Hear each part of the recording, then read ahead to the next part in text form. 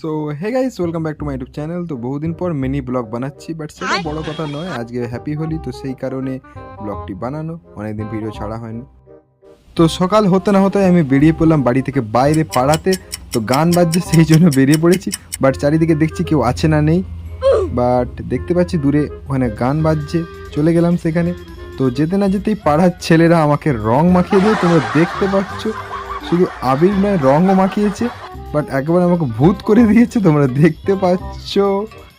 তো বছরের এই একটা দিন পাড়ার ছেলেরা সবাই মিলে খুব এনজয় করে, বক্স বাজায়, নাচানাচি করে, পাড়ায় খাওয়া দাওয়া হয়।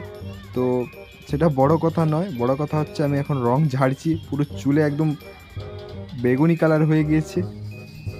তো বন্ধুরা, তোমরা আজ কারা কারা সবাই রং খেললে প্লিজ নিচে কমেন্ট করে জানাও।